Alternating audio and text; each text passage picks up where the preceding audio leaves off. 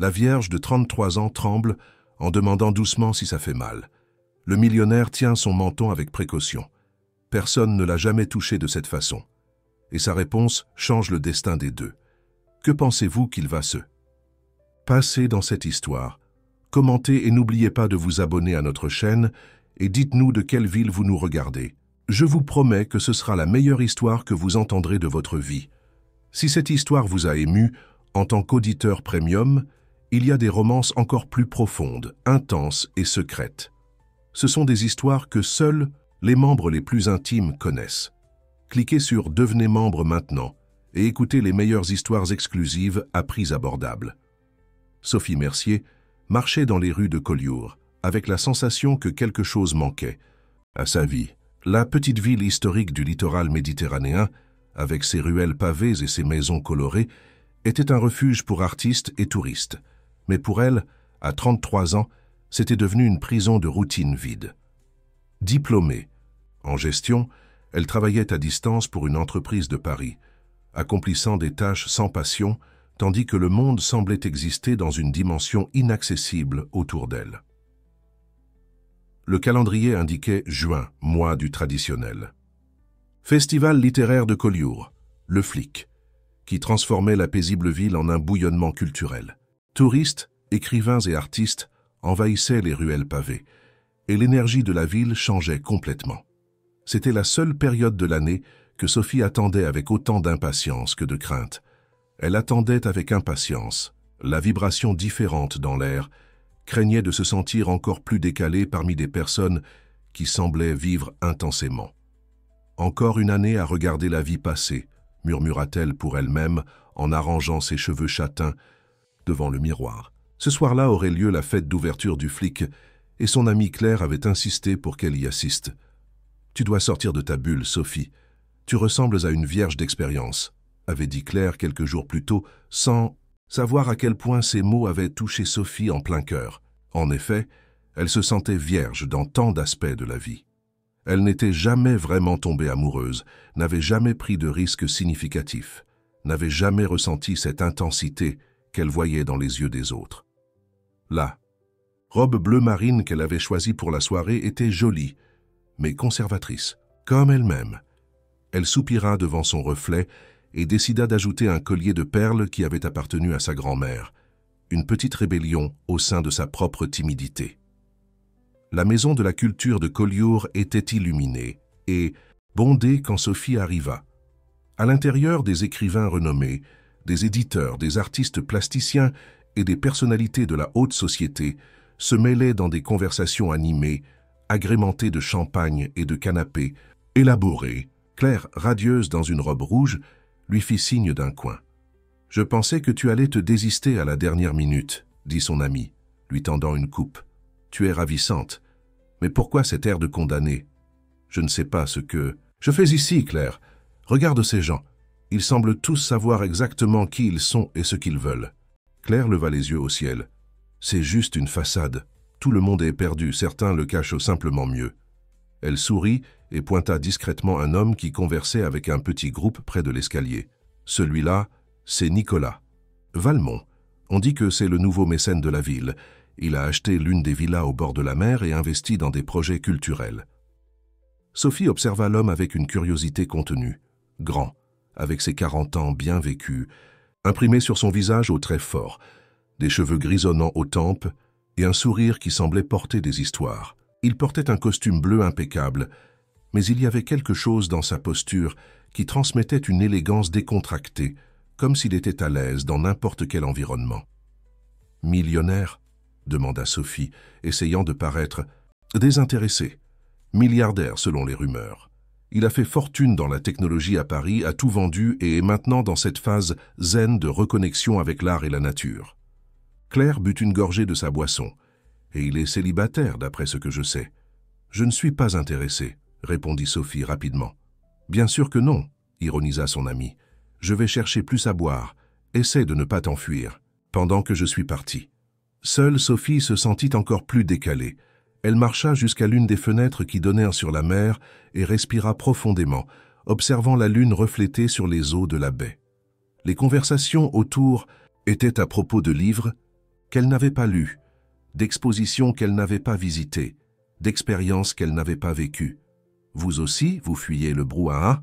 La voix grave et calme la surprit. En se retournant, elle se retrouva face à Nicolas Valmont, l'homme que Claire avait désigné quelques minutes plus tôt. De près, ses yeux étaient d'un brun profond, presque doré, sous la lumière jaunâtre du salon. « Oui, » répondit-elle, se sentant soudainement consciente de sa propre respiration. « Parfois j'ai besoin d'air. » Il acquiesça comme s'il comprenait parfaitement. Collioure a cet effet. La ville nous donne envie de respirer plus lentement. Il tendit la main. Nicolas Valmont. « Sophie Mercier, » répondit-elle, acceptant. La salutation. Sa main était chaude et ferme. « Vous êtes de Collioure, Sophie? »« Oui, enfin, je suis né à Paris, mais je vis ici depuis presque 10 ans. Et vous? » ?»« Je suis un nouveau venu, parisien en quête de paix. » Il sourit et il y avait une sincérité désarmante dans son geste. « Que faites-vous à Collioure, à part échapper aux fêtes en regardant la mer ?» La question, bien que simple, fit sentir Sophie exposée. Que faisait-elle, après tout? Elle existait, simplement. Elle survivait. « Je travaille dans la gestion, en télétravail pour une entreprise de Paris. » Les mots sonnèrent vides même à ses propres oreilles. Nicolas l'observa avec un intérêt authentique qui la déconcerta. Ce n'était pas le regard évaluateur auquel elle était habituée de la part des hommes, mais quelque chose de plus profond, comme s'il essayait de voir au-delà de ces mots. « Et que faites-vous en dehors du travail? Qu'est-ce qui vous anime? » Sophie Mercier. La question tomba comme une pierre dans des eaux calmes. Qu'est-ce qui l'animait? Y avait-il quelque chose qui l'animait? Elle hésita, sentant un nœud dans sa gorge. Pourquoi était-il si difficile de répondre à une question si simple? Je crois que je suis encore en train de découvrir. Au lieu de malaise ou de déception, ce qu'elle vit sur son visage fut de la compréhension. C'est le voyage le plus important que nous faisons, dit Nicolas, avec une gentillesse sérieuse, et le plus courageux. Courageux? Sophie faillit rire. Il n'y a rien de courageux à être perdu à 33 ans. Je ne suis pas d'accord. Il faut du courage. Pour admettre que nous sommes encore en recherche. La plupart des gens préfèrent prétendre qu'ils ont déjà trouvé toutes les réponses. Quelque chose dans sa façon de parler, sans jugement ni cliché motivationnel bon marché, fit que Sophie baissa un peu sa garde.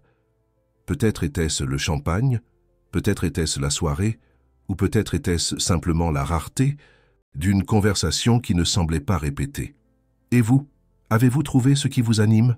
demanda-t-elle, se surprenant elle-même par son audace. Nicolas regarda la mer avant de répondre. « J'ai trouvé certaines choses et en ai perdu d'autres en chemin. Mais j'ai appris que le mouvement lui-même est ce qui importe. » Il se tourna vers elle avec un sourire énigmatique. « Avez-vous déjà peint, Sophie ?» La question la prit au dépourvu. « Peindre ? Non, c'est-à-dire, peut-être à l'école, mais rien de sérieux.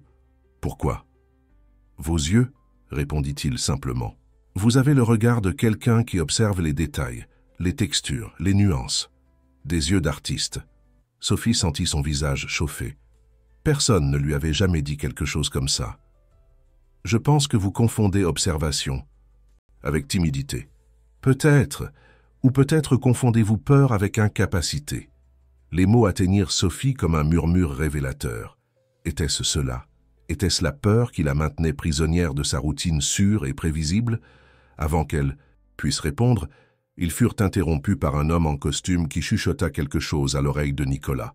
« Pardonnez-moi, Sophie, je dois régler une affaire. Ce fut un plaisir de vous rencontrer. » Il sortit une carte de la poche intérieure de sa veste et la lui tendit. « J'organise un petit atelier de peinture dans mon studio. Rien de formel, juste quelques personnes explorant des possibilités. Si cela vous intéresse. » Sophie accepta la carte, sentant le papier texturé entre ses doigts. « Je ne sais pas peindre, » répéta-t-elle, comme si c'était un obstacle définitif. Nicolas sourit avant de s'éloigner. Personne ne sait jusqu'à ce qu'il commence. La question est, voulez-vous essayer? Et avec ces mots, il se mêla à la foule, laissant Sophie avec la carte à la main et une question qui résonnait dans son esprit comme un appel distant auquel, pour la première fois depuis des années, elle avait envie de répondre. 3 jours s'étaient écoulés depuis la fête d'ouverture du flic, et la carte de Nicolas Valmont restait sur la table basse du petit salon de Sophie. Elle la prenait, occasionnellement, passait les doigts sur la texture du papier et la remettait au même endroit comme si ce rectangle blanc était un objet mystérieux qu'elle ne savait pas comment manipuler. « Tu vas appeler ou tu vas continuer à jouer au chat et à la souris avec un bout de papier ?» demanda Claire en se servant du café dans la cuisine américaine de l'appartement de Sophie. C'était samedi matin et son amie était apparue sans prévenir, comme elle avait l'habitude de le faire. « Ce n'est pas si simple, » répondit Sophie, sans quitter la carte des yeux. « Que ferais-je dans un atelier de peinture? Ce serait comme un poisson essayant de grimper à un arbre. » Claire s'approcha, tenant la tasse avec ses deux mains. « Et depuis quand as-tu besoin d'être doué pour quelque chose pour l'essayer? C'est un atelier, pas une compétition olympique. » Sophie soupira. Ce n'était pas seulement l'insécurité qui l'empêchait. Il y avait quelque chose de plus profond, une peur qu'elle-même ne parvenait pas à nommer. La peur de s'ouvrir à de nouvelles possibilités et de découvrir que même ainsi, elle continuerait à être la même personne vide. « Tu sais qu'il est un homme intéressant, n'est-ce pas ?» continua Claire, s'asseyant à côté d'elle sur le canapé. « J'ai fait des recherches. Nicolas Valmont a été l'un des pionniers de la technologie verte en France. Il a vendu son entreprise pour une fortune il y a 2 ans et a décidé de se consacrer à l'art et à des projets sociaux. On dit qu'il a complètement transformé sa vie après un burn-out sévère. » Sophie haussa les sourcils. « Burn-out, il semble si équilibré. Apparemment, il a failli se perdre en travaillant 20 heures par jour. L'entreprise a grandi, mais il est tombé malade. Quand il a finalement tout vendu, il a décidé qu'il devait retrouver ce qui le rendait vraiment heureux. » L'histoire fit que Sophie regarda la carte d'un autre œil. Peut-être y avait-il plus en commun entre elle et Nicolas qu'elle ne l'imaginait. Pas le succès entrepreneurial, bien sûr, mais cette sensation de vide, d'être perdu même quand, apparemment, tout est en place. « L'atelier est cet après-midi, » dit finalement Sophie. « Mais je n'ai rien à apporter. Je ne sais même pas quels matériaux sont nécessaires. » Le sourire de Claire s'élargit. « Ça signifie que tu y vas ?» « Ça signifie que j'envisage. » Sophie essaya de paraître indifférente, mais son cœur accéléré la trahissait. « Sur la carte, il est écrit que tous les matériaux seront fournis, » pointa Claire, lisant les informations imprimées. « Tu vois, pas d'excuses. » À 3 heures de l'après-midi, Sophie gara sa petite Citroën devant une grande maison à 2 étages dans la partie la plus haute de Collioure, avec vue sur la mer. La nervosité la fit rester dans la voiture quelques minutes, observant la propriété. C'était une construction qui mélangeait des éléments méditerranéens avec des touches modernes, de grandes fenêtres en verre qui contrastaient avec des murs de pierre, un jardin méditerranéen soigneusement planifié pour paraître sauvage. « Vous êtes venu. » La voix de Nicolas la surprit quand elle eut enfin le courage de sonner à la porte. Il ouvrit la porte personnellement, vêtu d'un jean et d'une chemise blanche avec des taches colorées de peinture, les cheveux légèrement décoiffés, si différents de la figure élégante de la fête. « Oui, » répondit Sophie, soudainement, consciente de sa propre apparence. Elle avait changé de tenue 3 fois avant de sortir de chez elle, optant finalement pour quelque chose de simple, un jean et un chemisier bleu clair. « J'espère que je ne suis pas en retard. »« Pas du tout. En fait, vous êtes la première à arriver. » Il fit un pas de côté, l'invitant à entrer. Les autres participants devraient arriver bientôt. En attendant, puis-je vous montrer l'atelier? Sophie acquiesça, suivant Nicolas à l'intérieur de la maison. L'environnement était spacieux et accueillant à la fois, avec des meubles rustiques et des œuvres d'art au mur, pas seulement des peintures, mais des photographies, des sculptures et des pièces de céramique qui semblaient raconter des histoires de différentes parties de la France. « Vous collectionnez l'art français ?» demanda-t-elle, s'arrêtant devant une photographie en noir et blanc qui montrait un vieux pêcheur sur la côte atlantique. « Je n'appellerais pas ça une collection. Ce sont juste des pièces qui me touchent d'une façon ou d'une autre. » Nicolas fit une pause à côté d'elle, contemplant la même image. Celle-ci est de Robert Doisneau. Il a un regard qui parvient à capturer l'âme des gens, ne trouvez-vous pas? Sophie observa la photographie avec plus d'attention. Les yeux du pêcheur, marqués par le temps et le soleil, semblaient contenir un océan d'histoire. C'est comme s'il ne regardait pas seulement vers l'appareil photo, mais à travers lui, commenta-t-elle, se surprenant de sa propre observation. Nicolas sourit, comme si elle avait dit exactement ce qu'il espérait entendre. C'est ce que fait le véritable art, Sophie. Il nous permet de regarder à travers, et pas seulement vers. Ils arrivèrent à une vaste salle au 2e étage, avec des fenêtres du sol au plafond qui encadraient une vue spectaculaire sur la baie de Collioure.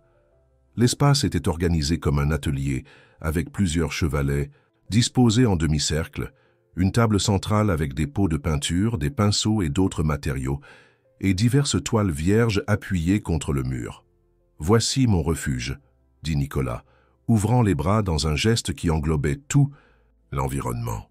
Quand je me suis installé à Collioure, la première chose que j'ai faite a été de transformer cet espace en un lieu où je pourrais me reconnecter avec ce qui compte vraiment. Sophie s'approcha de l'une des fenêtres, émerveillée par la vue. La mer bleu-vert de Collioure s'étendait jusqu'à l'horizon, ponctuée de petites îles couvertes de végétation méditerranéenne. Au fond, les montagnes des Pyrénées créaient un contraste parfait avec le ciel. « C'est à couper le souffle », murmura-t-elle. « La nature est la meilleure artiste parmi nous tous », commenta Nicolas s'arrêtant à côté d'elle. « Nous essayons seulement de capturer des fragments de sa perfection. » Le son de la sonnette interrompit le moment. Nicolas s'excusa pour aller accueillir les autres invités, laissant Sophie seule dans l'atelier pendant quelques minutes. Elle en profita pour observer quelques toiles inachevées appuyées dans un coin. Des paysages, des figures humaines, des abstractions colorées qui semblaient pulser de vie. Bientôt, l'atelier commença à se remplir. Il y avait 8 participants au total, en plus de Nicolas. Un mélange éclectique de personnes, un couple de retraités, une adolescente accompagnée par sa mère, un jeune homme avec des tatouages sur les bras, une dame élégante que Sophie reconnut comme la propriétaire d'une galerie dans le centre historique, et un homme d'âge moyen, avec l'apparence d'un professeur d'université. Nicolas les installa, un à chaque chevalet, et commença à parler de l'objectif de l'atelier. « Nous ne sommes pas ici pour apprendre des techniques ou des règles, » expliqua-t-il, marchant au centre de la salle. « Nous sommes ici pour désapprendre les limitations. La peinture n'est pas une question d'habileté manuelle, mais de connexion. Connexion avec soi-même, avec ses émotions, avec le moment présent. » Sophie sentit un frisson dans son ventre. Cela semblait encore plus intimidant que d'apprendre des techniques. La connexion était exactement ce qui lui manquait dans la vie. « Avant de commencer, continua Nicolas, je veux proposer un exercice. Fermez les yeux, s'il vous plaît. » Tous obéirent, y compris Sophie, qui se sentit légèrement mal à l'aise avec la vulnérabilité d'être les yeux fermés dans un environnement avec des inconnus. « Maintenant, je veux que chacun se souvienne d'un moment où il a ressenti quelque chose intensément. Cela peut être de la joie, de la tristesse, de la peur, de l'amour, n'importe quelle émotion forte. Visualisez ce moment, les couleurs, les sons, les odeurs, les sensations dans le corps. » Sophie essaya de se concentrer, mais son esprit semblait vide. Quel moment d'émotion intense pourrait-elle rappeler? Sa vie était si contrôlée, si sûre, que rien de vraiment impactant ne se produisait. Puis, soudain, un souvenir surgit. Elle a 7 ans, sur les genoux de son grand-père, regardant la mer pour la première fois. L'étonnement, la peur et la fascination mélangées dans son petit cœur. L'immensité bleue qui semblait l'appeler, l'odeur du sel, le rire du grand-père en voyant son expression émerveillée. Maintenant, sans ouvrir les yeux, je veux que vous pensiez. Si cette émotion était une couleur, quelle serait-elle? Pour Sophie, c'était un bleu profond, presque indigo, le bleu de l'océan vu par les yeux d'un enfant. Portez cette couleur, cette émotion, et quand vous ouvrirez les yeux, laissez-la guider vos mains. Ne pensez pas à ce que vous allez peindre. Sentez simplement et laissez faire. Quand Sophie ouvrit les yeux, Nicolas avait déjà placé une petite toile vierge sur chaque chevalet et distribué des palettes avec diverses couleurs. « Il n'y a pas de juste ou de faux, » dit-il, tandis que tous regardaient avec hésitation les matériaux devant eux. « Il y a seulement votre moment, votre vérité. » Les mains tremblantes, Sophie prit un pinceau et le plongea dans la peinture bleue. Le premier coup de pinceau sur la toile blanche fut hésitant, presque craintif. Le deuxième portait déjà un peu plus de confiance. Au troisième, quelque chose d'étrange commença à se produire, une sorte de chaleur dans la poitrine, une sensation de connexion entre sa main, le pinceau et ce souvenir lointain. Elle perdit la notion du temps. Les coups de pinceau devinrent plus libres, plus intuitifs. Le bleu prédominait, mais d'autres couleurs commencèrent à apparaître, des verts, des violets, une touche de doré. Elle ne peignait pas la mer littéralement, mais la sensation de la mer, ce mélange de révérence et de liberté qu'elle avait ressenti dans son enfance, et ensuite, d'une manière ou d'une autre, perdue. C'est ça. La voix douce de Nicolas résonna près de son oreille, la faisant presque sursauter. Il observait sa peinture avec un regard approbateur. Vous trouvez le chemin. Sophie regarda sa propre toile, surprise par ce qu'elle avait créé. Ce n'était pas techniquement parfait, loin de là, mais il y avait quelque chose là, une énergie, une émotion qu'elle reconnaissait comme authentiquement sienne. « Je n'ai jamais... » commença-t-elle, sans savoir comment exprimer ce qu'elle ressentait. « Vous ne vous êtes jamais permis, » compléta Nicolas comme s'il lisait ses pensées. « Il y a tant de choses que nous ne nous permettons pas, Sophie, tant de portes que nous, maintenant fermées par peur de ce que nous pourrions trouver de l'autre côté. » Leurs regards se croisèrent, et Sophie sentit une question se former sur ses lèvres, une question qui venait de l'endroit le plus vulnérable en elle. « Et si je n'aime pas ce que je trouve ?» murmura-t-elle. Nicolas l'observa pendant un long moment avant de répondre, avec une gentillesse sérieuse qui la désarma complètement. « Et si vous découvriez que ce que vous cherchiez a toujours été là, attendant simplement que vous ayez le courage de regarder ?» Dans les semaines qui suivirent l'atelier, une transformation subtile commença à se produire dans la vie de Sophie. La petite chambre d'amis de son appartement, qui servait auparavant uniquement de dépôt pour des cartons et des objets oubliés, fut réorganisée pour faire place à un modeste espace de peinture. Un chevalet simple acheté à la papeterie du centre, quelques toiles vierges, des pinceaux de différentes tailles et une boîte de peintures acryliques.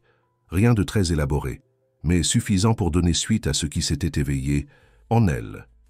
Tous les matins, avant d'allumer son ordinateur pour le travail, Sophie consacrait 1 heure à la peinture. Parfois, elle reproduisait la vue depuis la fenêtre de son appartement qui donnait sur un bout de garrigue préservé. D'autres fois, elle laissait le pinceau courir librement sur la toile, sans intention définie, permettant simplement aux couleurs d'exprimer ce que les mots ne pouvaient pas. « Je n'aurais jamais imaginé que tu deviendrais une artiste », commenta Claire un dimanche après-midi, en observant les toiles déjà finalisées que Sophie avait disposées dans le salon. « Je suis impressionnée. »« Je ne suis pas une artiste », corrigea Sophie, servant du thé à son amie. « Je suis simplement en exploration. »« En exploration ou non, il y a quelque chose de différent chez toi, » insista Claire, avec un regard analytique. « Tu es plus présente, tu sais, moins dans cette bulle de verre que tu as construite autour de toi. » Les mots de son amie résonnèrent en Sophie, parce que, en effet, elle avait elle-même remarqué le changement. C'était comme si le premier coup de pinceau cet après-midi-là dans l'atelier de Nicolas avait ouvert une petite fissure dans le mur qui la séparait du monde. Une fissure par laquelle entraînent maintenant des couleurs, des sensations, des possibilités. Nicolas.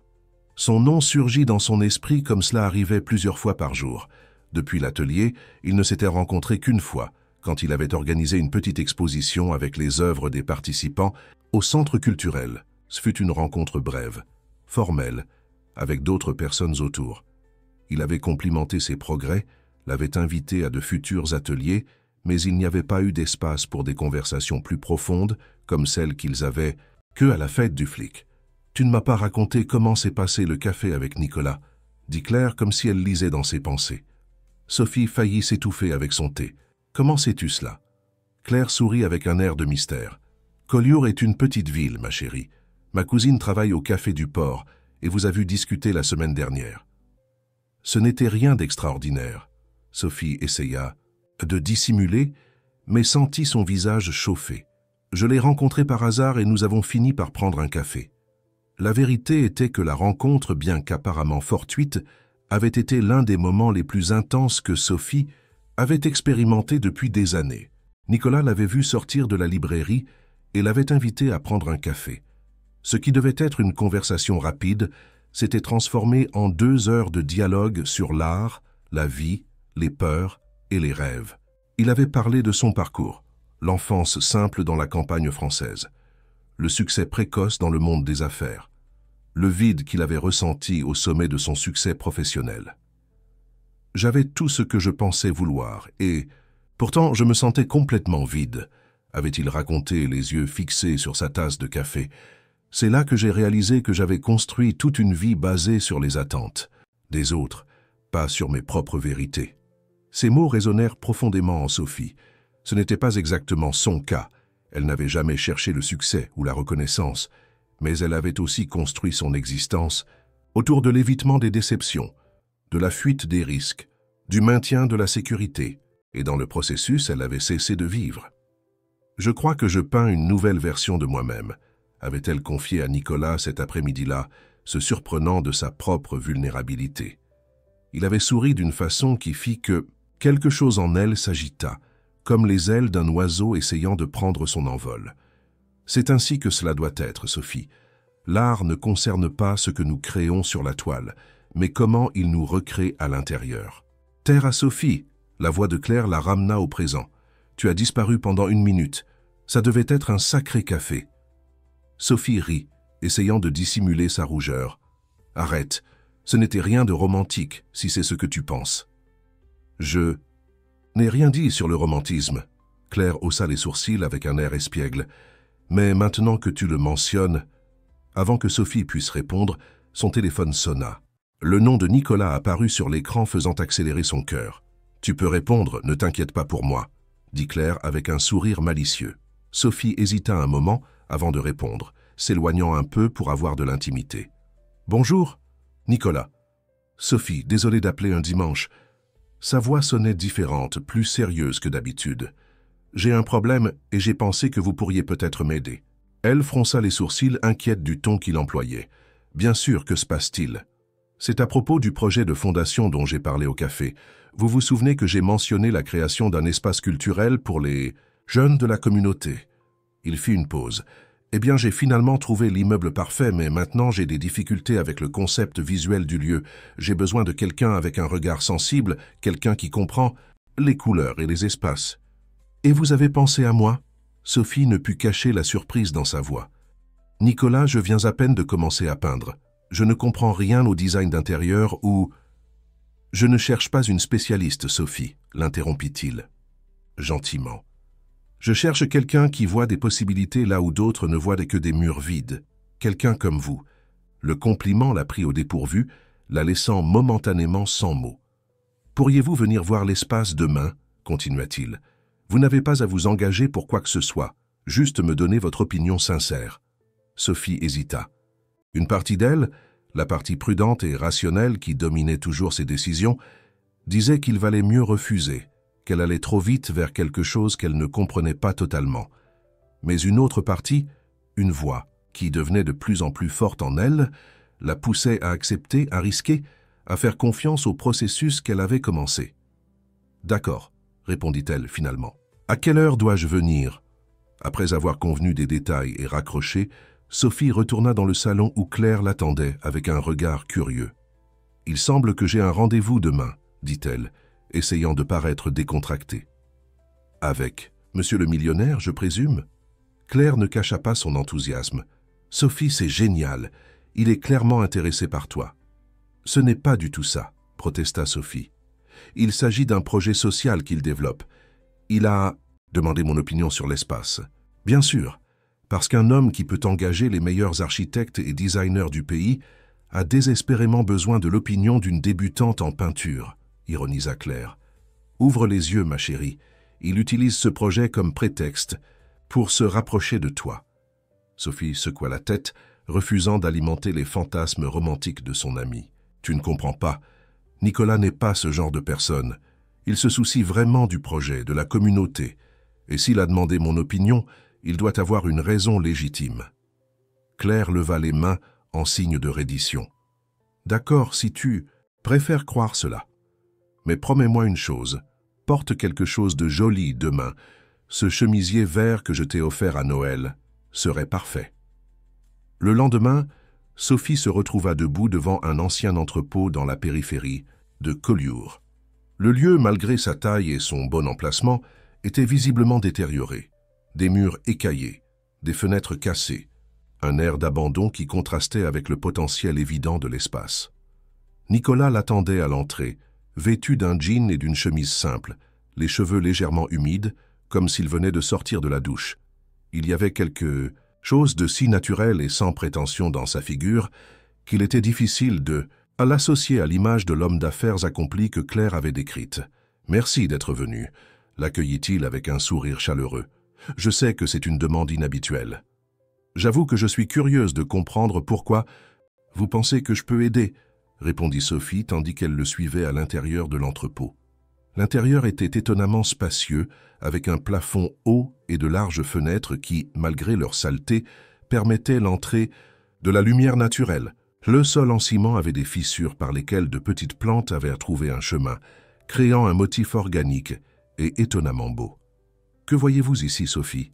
demanda Nicolas, observant attentivement sa réaction. Elle regarda autour d'elle, s'autorisant à absorber l'environnement. Il y avait quelque chose de spécial dans ce lieu abandonné, une sorte d'énergie latente, comme si les murs gardèrent des histoires en attente d'être racontées. « Je vois des possibilités, » répondit-elle finalement. « Cet espace a une... Nicolas, je ne sais pas l'expliquer, mais on peut le sentir. » Son sourire s'élargit comme si elle avait dit exactement ce qu'il espérait entendre. C'est ce que j'ai ressenti quand j'ai trouvé cet endroit. Mais quand j'ai amené les architectes, ils n'ont parlé que de démolir des murs, de moderniser, de transformer complètement. Je n'ai pas réussi à leur faire comprendre que je veux préserver l'essence, l'histoire. Sophie marcha dans l'espace, touchant les murs écaillés, observant les taches d'humidité qui formaient des motifs semblables à des cartes. « Ces murs n'ont pas besoin d'être cachés, » dit-elle, presque pour elle-même. « Ils pourraient être le point de départ. Préserver les marques du temps, mais introduire des couleurs qui dialoguent avec elles, qui les valorisent. » Au fur et à mesure qu'elle marchait, des idées commencèrent à surgir dans son esprit. Des couleurs, des textures, des possibilités d'organisation de l'espace qui respecteraient de son histoire, tout en le préparant pour un nouveau chapitre. Les Sims. Enfants et les adolescents qui viendront ici doivent sentir que c'est un lieu où leurs propres histoires sont également respectées, continua-t-elle, se surprenant de la clarté de ses propres idées. Rien de trop poli ou parfait. Quelque chose de réel, d'authentique, en construction comme eux-mêmes. Nicolas l'observait avec un mélange d'admiration et quelque chose d'autre que Sophie n'arrivait pas à définir. Il y avait une intensité dans son regard qui la faisait se sentir simultanément exposée et comprise. C'est exactement ça. Sophie, vous avez parfaitement compris. Il s'approcha, s'arrêtant à côté d'elle devant un mur particulièrement marqué par le temps. Je ne veux pas seulement créer un centre culturel, je veux créer un espace où ces jeunes peuvent se sentir en sécurité pour explorer qui ils sont, sans jugement ni attente. Comme un grand atelier d'autodécouverte, compléta Sophie, sentant une connexion profonde avec sa vision. Oui, l'enthousiasme de Nicolas était contagieux. Un lieu où ils peuvent se poser la même question que vous m'avez posée cette nuit-là aux flics. Sophie fronça les sourcils, confuse. Quelle question? Ses yeux rencontrèrent les siens, avec une intensité qui fit accélérer son cœur. Est-ce que ça fait mal? C'est ce que vous m'avez demandé, vous vous souvenez? Quand nous parlions de s'ouvrir à de nouvelles expériences, de se permettre d'être vulnérable. Sophie sentit son visage s'enflammer en se souvenant du moment. C'était un commentaire presque automatique, né de ses peurs les plus profondes. Et votre réponse était que ça ne fait mal que lorsque c'est fait sans amour, compléta-t-elle à voix basse. Exactement. Nicolas fit un pas vers elle, réduisant la distance entre eux. C'est ce que je veux enseigner à ces jeunes, Sophie, qu'explorer, créer, s'exposer, tout cela peut faire peur, peut sembler risqué, mais quand c'est fait avec amour, avec fin but, avec authenticité, ça ne blesse pas. Au contraire, ça libère. À ce moment, avec la lumière du soleil entrant par les fenêtres poussiéreuses et créant des motifs dorés sur le sol en ciment, quelque chose changea entre eux. Ce n'était pas seulement la vision partagée du projet, mais une compréhension plus profonde, une connexion qui transcendait les mots. Sophie, la voix de Nicolas était presque un murmure maintenant. Je veux vous faire une invitation, pas seulement pour aider avec cet espace, mais pour en faire partie, pour être l'une des professeurs quand il sera prêt. Professeur, elle faillit rire de surprise. Nicolas, je sais à peine peindre. Comment pourrais-je enseigner à quelqu'un? Vous avez quelque chose de plus précieux que la technique. Sophie, Vous connaissez le chemin de la découverte, vous le vivez maintenant même. » Il prit ses mains entre les siennes, un geste aussi naturel qu'inattendu. Ces jeunes n'ont pas besoin de quelqu'un qui leur dise comment tout faire parfaitement.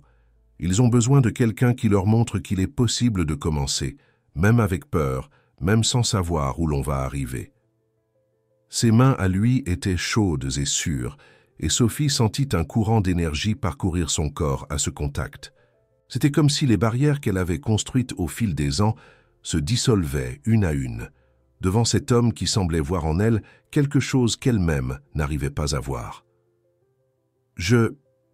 Elle hésita, divisée entre la peur et une nouvelle sensation qu'elle commençait à reconnaître comme du courage. « J'ai besoin de réfléchir, Nicolas.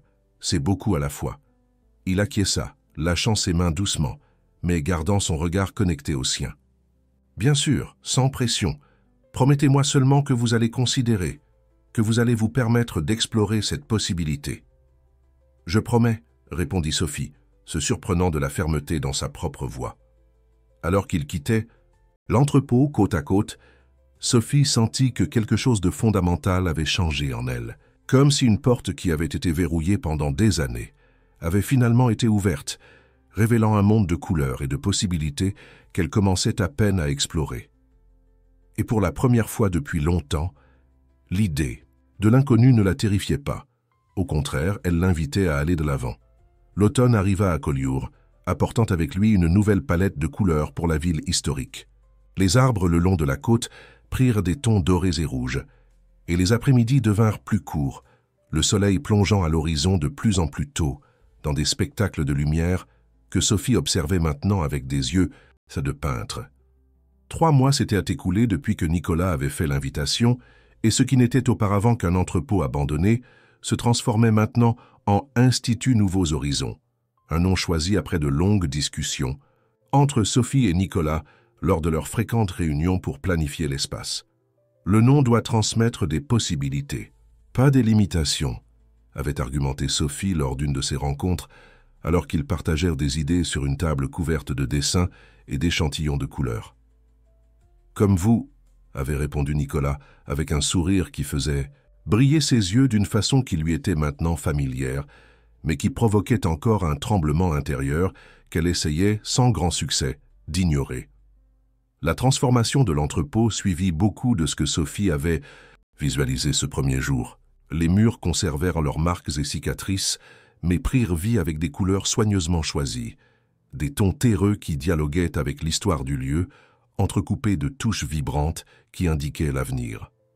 Le sol en ciment fut restauré, préservant les fissures, qui furent remplies de résine colorée, créant des veines dorées qui rappelèrent la technique japonaise du kintsugi, l'art de réparer le brisé en le rendant encore plus beau.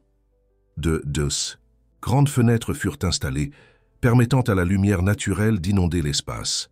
Les poutres en bois au plafond furent maintenues exposées, et d'elles pendaient des lampes de différentes formes et tailles, créant un éclairage chaleureux. Sur l'un des murs principaux, Sophie avait guidé la création d'un grand panneau blanc où les futurs élèves pourraient exprimer leurs idées, créant une œuvre collaborative qui évoluerait avec le temps. « C'est incroyable comme vous avez transformé ma vision en quelque chose de concret », commenta Nicolas, tandis que les deux marchaient dans l'espace presque finalisé. « Mieux encore, vous l'avez amélioré. » Sophie sentit son visage chauffer avec le compliment.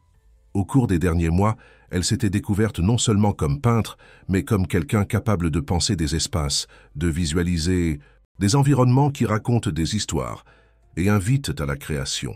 C'était un talent qu'elle-même ne savait pas qu'elle possédait et qui avait fleuri sous le regard attentif et encourageant de Nicolas. « J'ai simplement écouté ce que le lieu voulait être, » répondit-elle, passant la main sur l'un des murs. « Et j'ai eu un bon mentor. » Le regard qu'ils échangèrent contenait beaucoup plus que ce que les mots pouvaient exprimer. Au cours des mois de travail conjoint, une connexion profonde s'était formée entre eux, une amitié basée sur le respect mutuel, des visions partagées et une compréhension qui allait au-delà du verbal. Il y avait aussi autre chose, une tension non résolue, un sentiment croissant qu'aucun des deux n'avait encore mis en mots. « J'ai une surprise pour vous, » dit Nicolas, interrompant le moment. « Venez avec moi. » Il la conduisit jusqu'à une porte. Au fond de l'entrepôt, Une zone qui n'avait pas encore été finalisée et que Sophie présumait destinée à un dépôt. « Fermez les yeux », demanda-t-il, se positionnant derrière la porte. Sophie obéit, sentant un frisson d'anticipation dans son estomac. Elle entendit le son de la porte s'ouvrant et les mains de Nicolas sur ses épaules, la guidant à l'intérieur de l'espace inconnu. « Vous pouvez ouvrir maintenant. » Quand Sophie ouvrit les yeux, elle resta momentanément sans mots. Ce qui devait être un simple dépôt avait été transformé en un studio d'art complètement équipé.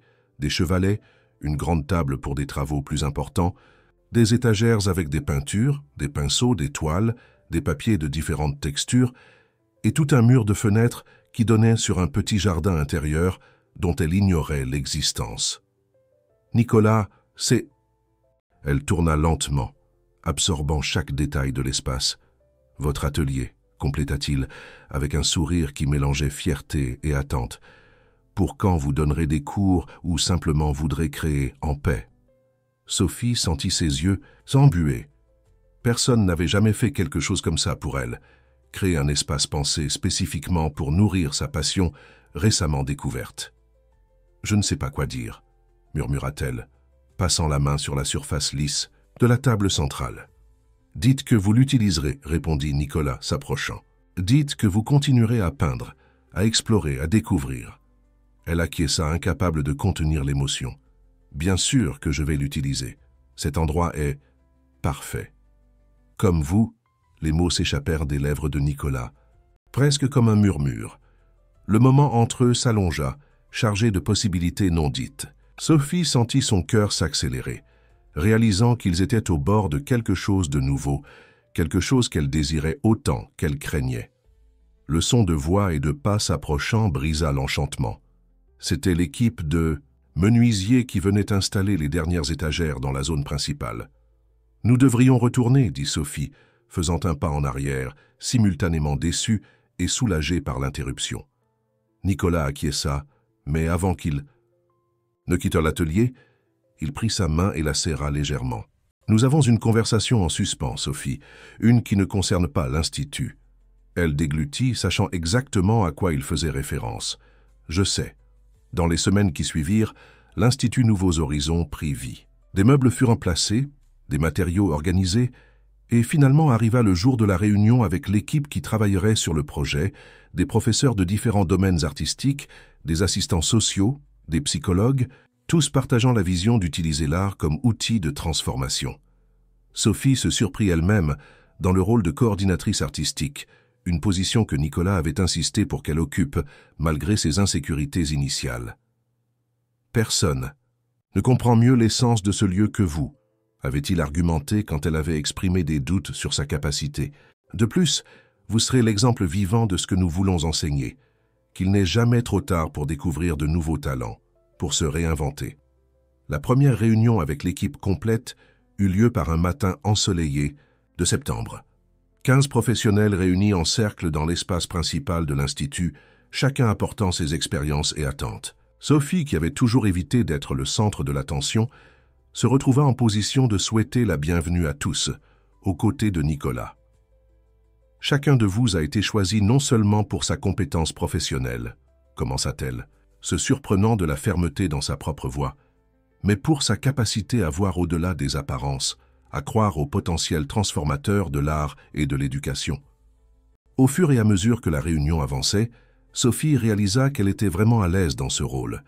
Une confiance grandissait en elle, nourrie par les mois de travail à l'Institut, par les découvertes artistiques et, principalement, par la foi inébranlable que Nicolas démontrait en ses capacités.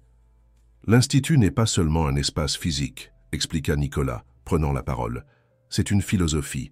Nous croyons que tous ont un potentiel créatif, que l'art peut être un canal d'expression et de guérison, et qu'il n'est jamais trop tard pour découvrir de nouvelles possibilités en soi-même. » Pendant qu'il parlait, Sophie l'observait avec un mélange d'admiration et d'affection.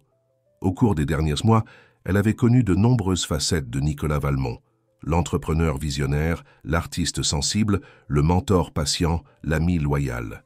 Chaque couche qu'elle découvrait ne faisait qu'augmenter le sentiment qui grandissait dans sa poitrine, un sentiment qu'elle ne pouvait plus nier ou ignorer.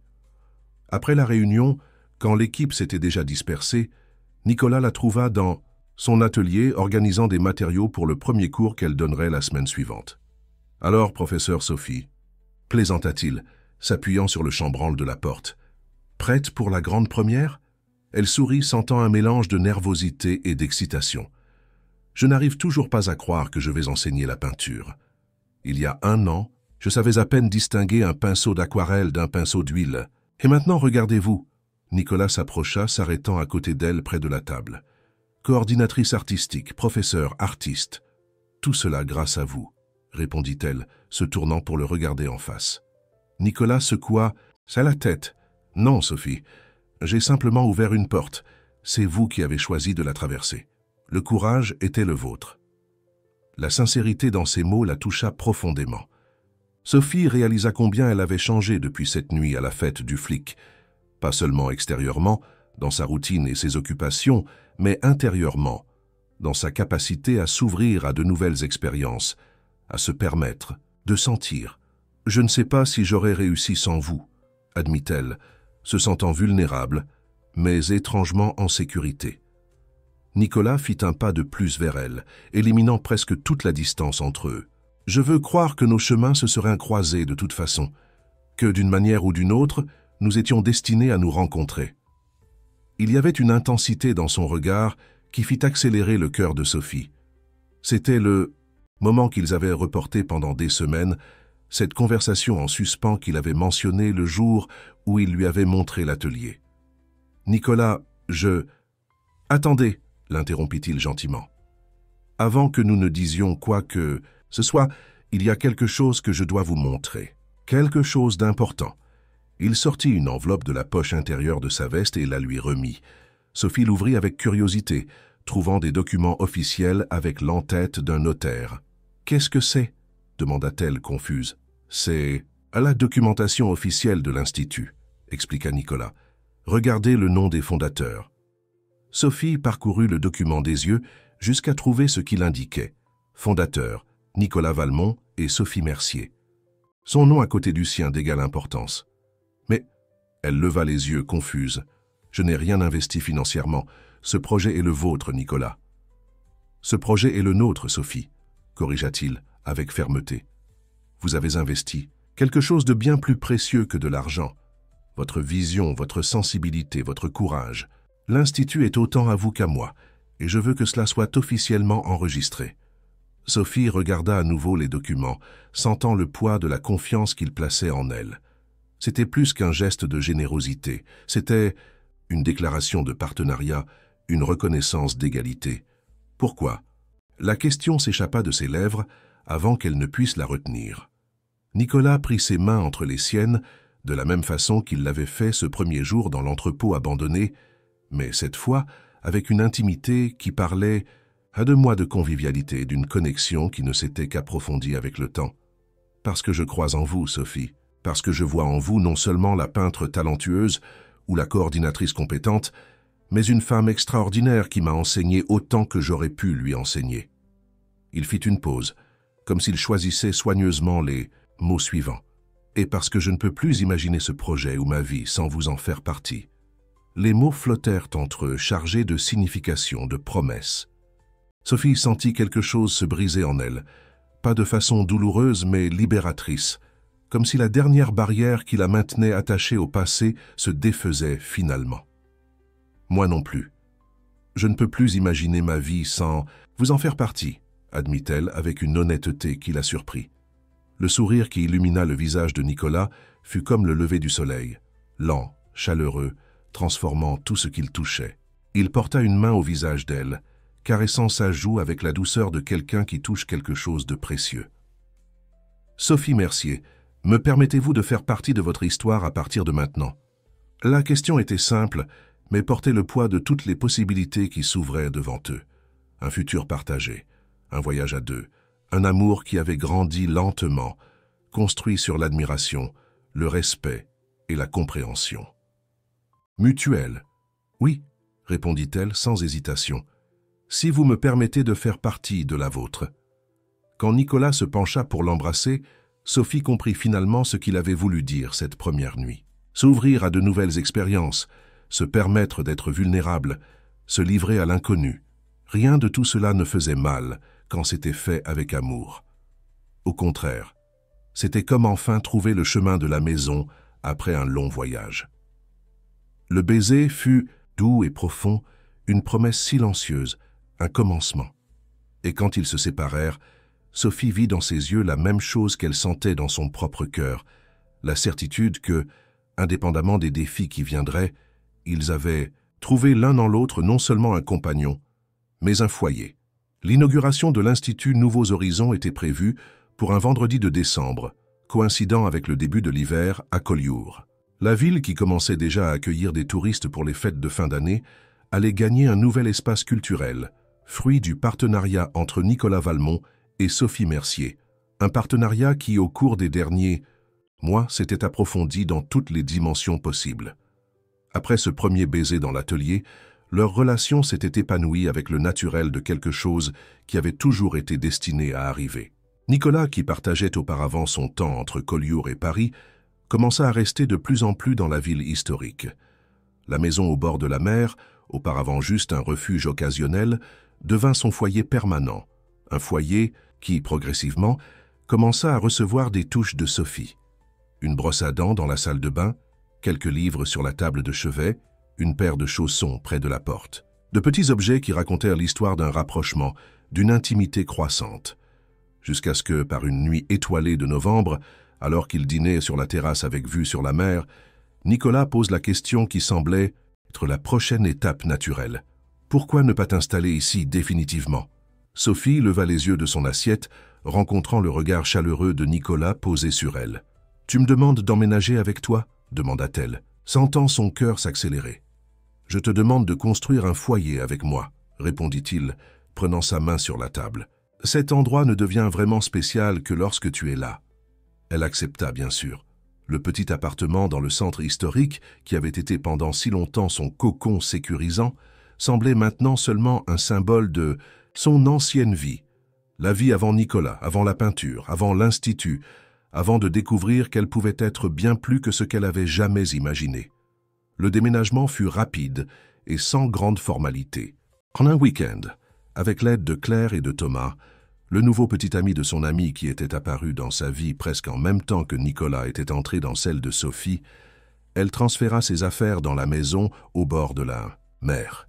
« On dirait un conte de fées », commenta Claire, tout en l'aidant à ranger les vêtements de Sophie dans le vaste dressing de la chambre principale. La femme solitaire qui rencontre le prince charmant et vit heureuse pour toujours dans la villa au bord de la mer. Sophie rit, pliant un pull. « Tu sais bien que ce n'est pas vraiment comme ça. Nicolas n'est pas un prince charmant. C'est un homme réel avec des insécurités et des cicatrices comme tout le monde. Et je ne cherchais pas quelqu'un pour me sauver. Il se trouve que nous nous sommes rencontrés au bon moment, quand nous étions tous deux prêts à grandir ensemble. » « Regarde qui parle. » Claire l'observa avec admiration. La même Sophie qui, il y a un an, était convaincue qu'elle ne vivrait jamais une grande passion. Maintenant, te voilà, toute philosophe sur l'amour et la croissance mutuelle. C'était vrai, Sophie se reconnaissait à peine parfois. Ce n'était pas seulement sa relation avec Nicolas qui l'avait transformée, mais tout le processus d'autodécouverte qu'elle vivait depuis ce premier atelier de peinture. L'art avait ouvert une porte en elle vers une nouvelle façon de voir le monde et de se voir elle-même, et l'Institut représentait l'opportunité de partager cette découverte avec d'autres. La veille de l'inauguration, Sophie était dans son atelier à l'Institut, finalisant les préparatifs pour l'exposition qui marquerait l'ouverture officielle. En plus d'être professeure et coordinatrice artistique, elle avait relevé le défi de créer une série de peintures spécialement pour l'événement, des œuvres qui racontaient visuellement le voyage de transformation qu'elle avait vécu. La série intitulée « Éclosion » consistait en 7 toiles qui montraient l'évolution d'une figure féminine initialement contenue dans une cloche de verre, brisant progressivement cette barrière pour s'ouvrir au monde, aux couleurs, aux expériences. La dernière toile de la série montrait la femme complètement libre, les bras ouverts, entourée de couleurs vibrantes qui émanaient de son propre corps. « Tu ne m'as jamais dit que tu travaillais sur quelque chose d'aussi personnel. » La voix de Nicolas la surprit. Sophie se retourna pour le trouver debout à la porte de l'atelier, observant les toiles alignées sur le mur. « Je voulais que ce soit une surprise, » répondit-elle, ressentant un mélange de fierté et de vulnérabilité en voyant ses créations à travers ses yeux. « Qu'en penses-tu » Nicolas marcha lentement devant les toiles, étudiant chacune avec attention.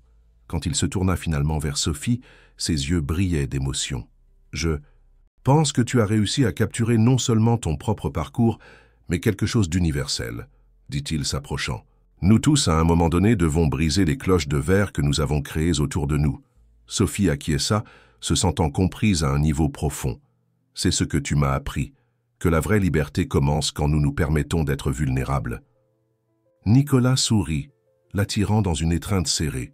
« Je t'ai peut-être appris à peindre, mais tu m'as appris à voir la beauté dans des endroits où j'avais cessé de chercher. » Ce soir-là, alors qu'ils préparaient le dîner ensemble, dans la vaste cuisine de la maison au bord de la mer, une routine qu'ils avaient établie depuis qu'elle avait emménagé, Sophie ressentit une paix qu'elle n'aurait jamais imaginée possible. Elle avait trouvé non seulement l'amour, mais un but, une forme d'expression, une version d'elle-même qui semblait enfin authentique. « À quoi penses-tu » demanda Nicolas, tout en coupant des légumes pour la salade. « À comment la vie peut changer complètement en si peu de temps » répondit-elle, remuant une sauce sur le feu. « Il y a un an, j'étais pratiquement un fantôme dans ma propre existence. Maintenant, tu es une artiste, une éducatrice, une femme incroyable qui est sur le point d'inspirer des dizaines de jeunes à trouver leur propre chemin, » compléta-t-il, avec une fierté évidente dans la voix. Sophie sourit, s'habituant encore à entendre de telles affirmations sur elle-même. Tout cela parce qu'un millionnaire mystérieux m'a invité à un atelier de peinture. Nicolas rit, s'approchant pour l'enlacer par derrière. « Ce n'est pas l'invitation qui a changé ta vie, Sophie. C'est ton courage de l'accepter. » Le lendemain. Matin. Le jour de l'inauguration se leva avec un ciel bleu impeccable, comme si la nature elle-même conspirait pour la réussite de l'événement. L'institut était impeccable. Les œuvres de Sophie occupaient le mur principal de l'espace d'exposition, tandis que les autres zones avaient été organisées pour montrer aux visiteurs les différentes activités qui seraient proposées, cours de peinture, sculpture, photographie, musique, danse et théâtre. La première promotion d'élèves, 30 adolescents de communautés défavorisées de Collioure, avait déjà été sélectionnés à travers un partenariat avec des écoles publiques et des projets sociaux de la région. Ils commenceraient les activités la semaine suivante, mais avaient été invités à l'inauguration avec leur famille. À mesure que l'heure de la cérémonie approchait, Sophie sentit l'anxiété monter. Vêtue d'une longue robe bleue que Nicolas lui avait offerte pour l'occasion, elle se regarda dans le miroir et reconnut à peine la femme qui lui rendait son regard, confiante, rayonnante, vivante. « Prête ?» demanda Nicolas, entrant dans la chambre déjà vêtue d'un costume clair qui mettait en valeur son bronzage naturel. « Je crois que oui, » répondit-elle, ajustant une boucle d'oreille, juste un peu nerveuse pour le discours. Il s'approcha, mettant ses mains sur ses épaules et croisant son regard dans le reflet du miroir. « Tu seras brillante comme toujours. Parle simplement avec ton cœur, raconte ton histoire. C'est ce que ces personnes ont besoin d'entendre, que la transformation est possible, qu'il n'est jamais trop tard pour recommencer. » L'événement dépassa toutes les attentes. L'Institut était bondé, autorités locales, artistes de la région, habitants curieux, représentants de projets sociaux d'autres villes, et même quelques journalistes de médias spécialisés en culture et dans le secteur associatif. Mais pour Sophie, les invités les plus importants étaient les futurs élèves et leurs familles, adolescents aux yeux brillants d'expectative, certains timides, d'autres exubérants, tous représentant le véritable objectif de cet espace. Nicolas fit le discours d'ouverture, remerciant tous ceux impliqués et expliquant la philosophie de l'Institut. Lorsque vint le moment de présenter Sophie, sa voix prit un ton spécial, chargé d'admiration et d'affection. « Et maintenant, j'ai le privilège de présenter la véritable âme de ce projet, la femme dont la vision artistique et la sensibilité ont transformé un rêve vague en une réalité concrète. Ma partenaire à l'Institut et dans la vie, Sophie Mercier. » Les applaudissements résonnèrent chaleureusement, tandis que Sophie marchait jusqu'à la petite scène improvisée. Le cœur battant mais la voix ferme, elle commença à parler. « Qu'il y a un peu plus d'un an, j'étais une femme de 33 ans qui n'avait jamais vraiment tenu un pinceau. Je vivais une vie sûre, prévisible et complètement vide de sens, jusqu'à ce que, lors d'une soirée, comme celle-ci pleine de gens, je me retrouve à poser une question qui changerait tout. Est-ce que ça fait mal? Elle fit une pause, ses yeux rencontrant ceux de Nicolas dans l'assistance, partageant un sourire complice avant de continuer.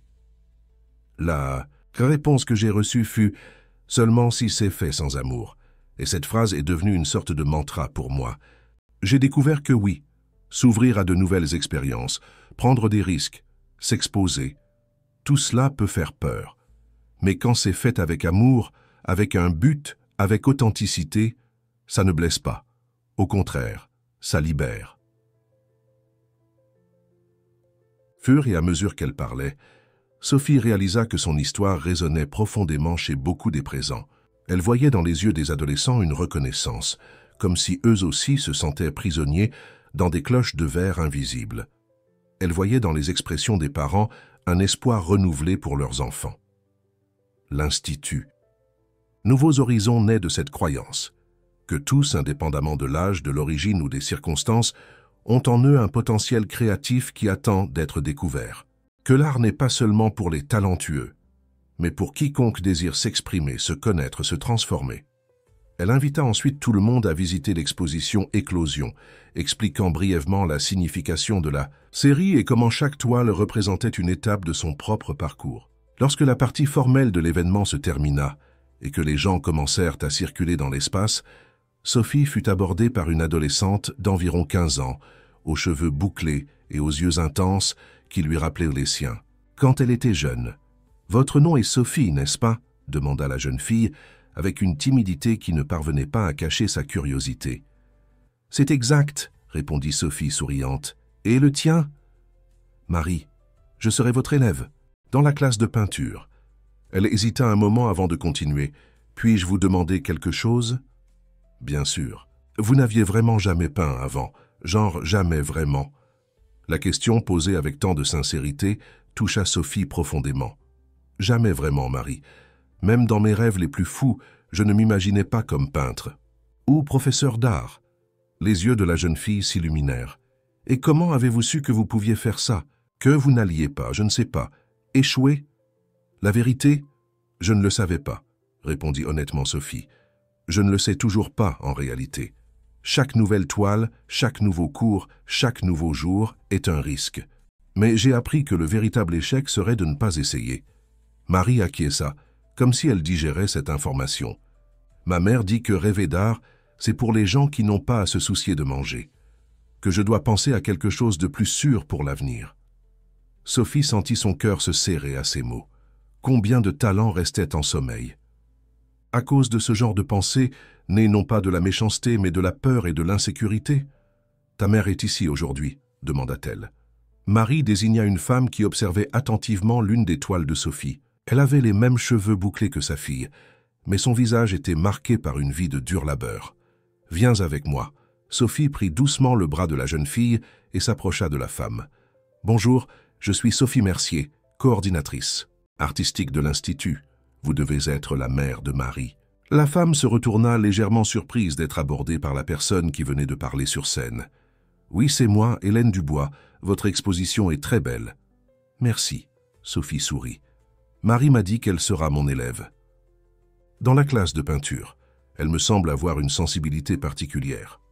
Hélène regarda sa fille avec un mélange de fierté et d'inquiétude. Elle a toujours aimé dessiner, depuis toute petite, mais la vie n'est pas facile, vous savez. Nous ne sommes que toutes les deux depuis que son père, enfin depuis que nous sommes seuls. Je lui dis toujours qu'elle doit penser à un avenir plus pratique. Sophie acquiesça, comprenant parfaitement cette peur. Je comprends votre préoccupation, Hélène. Vraiment. Mais puis-je partager quelque chose avec vous? J'ai passé des années de ma vie à faire le pratique, le sûr, et j'étais en train de mourir à l'intérieur. C'est seulement quand je me suis permis d'explorer cet autre côté que j'ai vraiment commencé à vivre. La femme l'observa avec curiosité. Vous semblez avoir réussi. Vous travaillez avec cet entrepreneur célèbre, n'est-ce pas? Maintenant, oui, Sophie sourit, mais il y a 1 an, j'étais juste une employée administrative faisant du télétravail, vivant une vie sans couleur et sans but. C'est l'art qui m'a ouvert des portes dont j'ignorais l'existence. Hélène regarda sa fille, qui suivait la conversation avec des yeux pleins d'espoir. Le conflit était évident sur son visage, le désir de protéger sa fille des déceptions versus l'envie de la voir heureuse.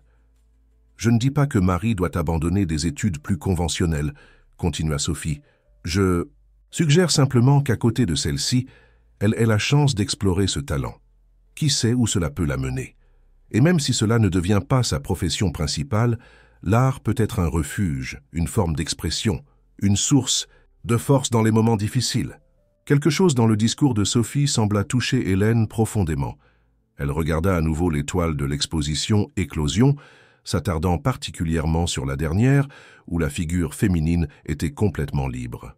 « Elle a vraiment du talent, » admit-elle finalement. « J'ai toujours pensé que c'était juste un passe-temps. Venez visiter l'atelier où auront lieu les cours, » invita Sophie. « Et ensuite, nous pourrons discuter du programme de bourses intégrales que l'Institut offre aux élèves, comme Marie. » Tandis qu'elle guidait mère et fille à travers l'Institut, Sophie ressentit une émotion profonde grandir en elle. C'était pour cela que le projet existait, pour ouvrir des portes, pour créer des possibilités, pour permettre à d'autres de vivre la même transformation qu'elle avait vécue.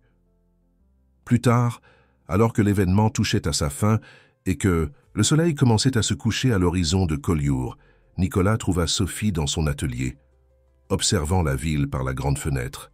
« Un succès absolu, dit-il, l'enlaçant par derrière. Tu étais rayonnante. » Elle se retourna dans ses bras, des larmes de bonheur dans les yeux. « J'ai rencontré une élève aujourd'hui, Marie. Elle m'a tellement rappelé moi-même, la même insécurité, la même peur de prendre des risques. Et pour la première fois, j'ai senti que je pouvais vraiment faire la différence dans la vie de quelqu'un. » Nicolas l'embrassa doucement. « Tu as déjà fait la différence dans ma vie, Sophie. Et maintenant, tu vas la faire dans la vie de beaucoup d'autres. » Tandis qu'il marchait main dans la main à travers l'institut presque vide, planifiant les prochaines étapes, Sophie sut avec certitude qu'elle avait trouvé non seulement l'amour et l'art, mais un objectif plus grand pour son existence. Et la question qui avait tout changé, « Est-ce que ça fait mal ?», avait maintenant une réponse encore plus claire dans son cœur. Cela ne fait pas mal quand on fait ce qu'on aime, aux côtés de celui qu'on aime. Le succès de l'Institut. Nouveaux Horizons dépassa toutes les attentes durant les 6 premiers mois de fonctionnement.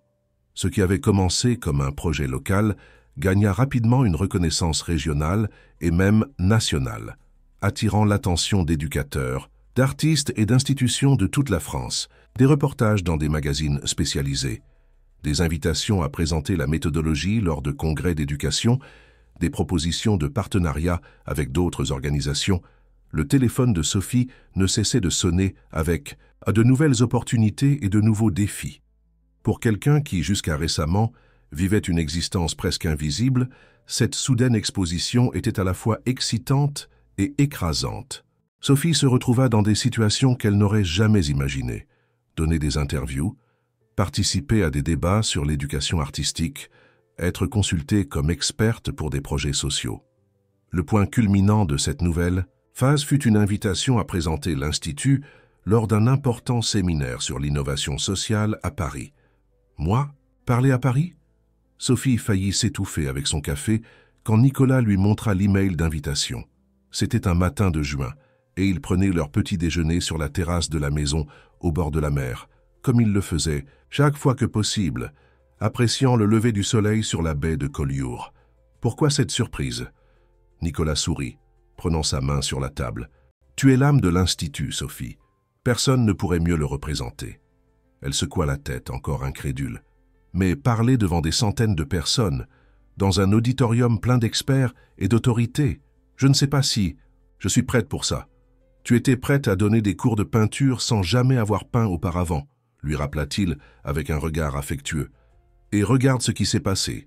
Le sourire de Sophie fut hésitant, mais ses yeux montrèrent déjà cette détermination que Nicolas admirait tant, la même qui l'avait fait accepter le défi du premier atelier, qui l'avait poussé à créer ses premières toiles, qui l'avait transformée d'une femme insécure en une artiste et éducatrice respectée. « D'accord, » accepta-t-elle finalement. « Je vais le faire, mais tu viens avec moi, n'est-ce pas ?»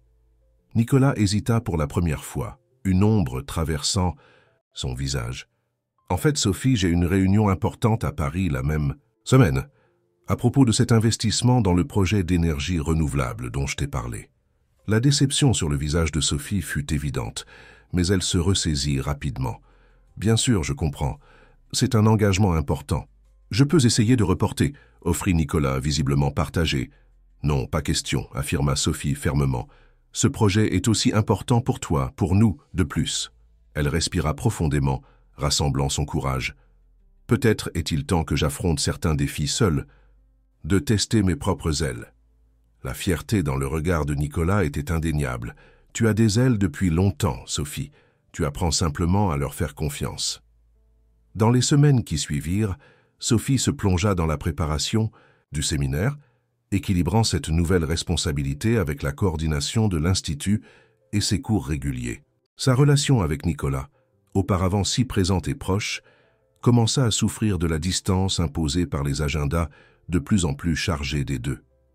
Nicolas se mit à voyager plus fréquemment à Paris, où il structurait un fonds d'investissement pour des entreprises durables, un projet qu'il avait initié avant même de connaître Sophie, mais qui avait pris un nouvel élan récemment. Elle, quant à elle, était complètement absorbée par l'Institut, surtout maintenant que le projet s'était étendu pour accueillir également des adultes de la communauté et des personnes âgées d'une maison de retraite locale. « Nous sommes comme deux navires qui se croisent dans la nuit », commenta Nicolas un soir rare où tous deux étaient à la maison, couchés côte à côte dans le lit, trop épuisés même pour converser correctement. Sophie se tourna pour le regarder dans l'obscurité, notant les nouvelles lignes de fatigue sur son visage. « Tu es insatisfait de notre situation actuelle ?»« Ce n'est pas de l'insatisfaction, » répondit-il, caressant son visage. « C'est de la nostalgie. Tu me manques. Ce temps où nous pouvions simplement être ensemble, sans agenda, sans engagement. » Elle acquiesça, ressentant la même chose. « L'Institut a grandi plus vite que nous ne l'avions prévu. Et tu as grandi avec lui, » observa Nicolas, avec un mélange de fierté et de mélancolie. « Parfois, je me demande si tu as encore besoin de moi de la même façon. » Cette confession prit Sophie par surprise. « Que veux-tu dire? Quand nous nous sommes rencontrés, tu découvrais ton chemin, et j'ai eu le privilège d'accompagner. Ce voyage, peut-être même d'aider un peu, » expliqua-t-il, choisissant ses mots avec soin. « Maintenant, tu es une force de la nature par toi-même, indépendante, confiante, épanouie. Et c'est mal ?» Sophie s'appuya sur son coude, étudiant son visage dans la pénombre. « Bien sûr que non. » Nicolas sourit, mais il y avait une vulnérabilité dans ses yeux qu'elle voyait rarement. « C'est exactement ce que j'ai toujours souhaité pour toi. Je me demande juste quelle est ma place dans cette nouvelle version de ta vie. » Sophie sentit son cœur se serrer. Elle était tellement concentrée sur sa propre évolution qu'elle n'avait pas perçu les insécurités qui surgissaient chez l'homme qu'elle aimait tant. « Ta place est ici, » dit-elle, plaçant sa main sur sa poitrine. « Pas comme mon mentor ou mon sauveur, mais comme mon partenaire, mon égal. Je n'ai pas grandi pour m'éloigner de toi, Nicolas. J'ai grandi pour pouvoir marcher à tes côtés, pas derrière toi. » Il l'attira dans une étreinte serrée, et cette nuit-là, ils se redécouvrirent l'un l'autre, réaffirmant une connexion qui, malgré les agendas chaotiques, restait au centre de leur vie. Mais les défis ne faisaient que commencer. Une semaine avant le séminaire à Paris, une tempête frappa le littoral méditerranéen avec une force dévastatrice. Des pluies torrentielles causèrent des glissements de terrain, des inondations et laissèrent plusieurs zones de Collioure sans électricité pendant des jours. L'Institut, situé dans une zone plus élevée de la ville, fut épargné des pires dégâts, mais se transforma rapidement en un centre d'accueil pour les familles déplacées.